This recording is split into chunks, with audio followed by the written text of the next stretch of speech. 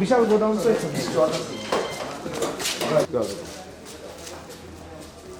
বাবা রে বাবা তো কোথাও দিচ্ছে অথবা তারা আনতেছে আনার তো প্রশ্ন না কোথাও পাঠাতেছে। আজকে আমাদের সিরাজগঞ্জ জেলার যে বিশেষ টাস্কফোর্স অভিযান হয়েছে, এখানে মোবাইল কোর্ট হয়েছে।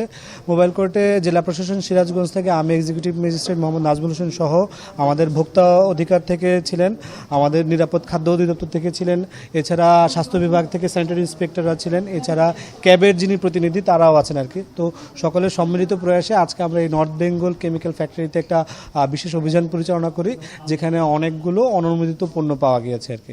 এবং এখানে প্রায় বেশ কিছু অননুমোদিত পণ্য উৎপাদন হচ্ছিল, যাদের পণ্যের মোড়ক থেকে শুরু করে উৎপাদন প্রক্রিয়া থেকে শুরু করে আরও অন্যান্য যেই বিধান আছে আইনের, সেগুলোর মধ্যে অসংলগ্নতা পাওয়া যায়, যার কারণে এই প্রতিষ্ঠানকে ভোক্তা অধিকার সংরক্ষণ আইন 2009-এর বেশ কয়েকটি ধারায় অভিযুক্ত করা হয়। এবং প্রতিষ্ঠানের যিনি ম্যানেজার আছেন তিনি প্রত্যেকটি অভিযোগ নিজে স্বীকার করেছেন এবং তাকে সর্বমোট আমরা 3 লক্ষ টাকা অর্থদণ্ড দিয়েছি এবং সেটা ইনস্ট্যান্ট আদায় করা হয়েছে এবং অনাদায়ে তাকে 30 দিনের কারাদণ্ড দেওয়া হয়েছিল। যেহেতু আদায় হয়ে গেছে, কারাদণ্ড তার প্রয়োজন নেই আর কি।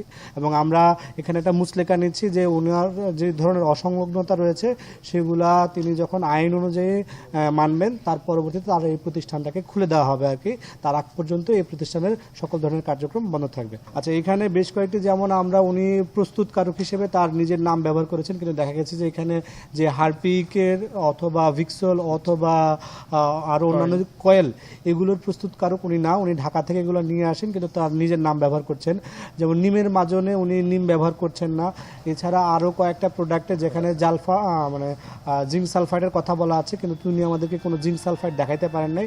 এছাড়াও আরও গবাদি পশু কিংবা হাঁস মুরগির জন্য কিছু ঔষধ ব্যবহার করা হয়, তো এগুলোর কোনো ধরনের বিএসটিআর অনুমোদন নাই।